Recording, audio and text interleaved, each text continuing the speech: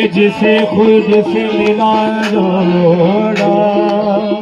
नबी के दीन की कितनी हसीन है, नबी के दीन की कितनी हसीन कहानी है। दीन मुस्तफा पर हर वक्त जवानी है।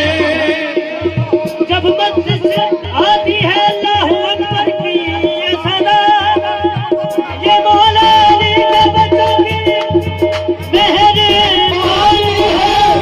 मेरी मर्ज़ा हस्न मौला अली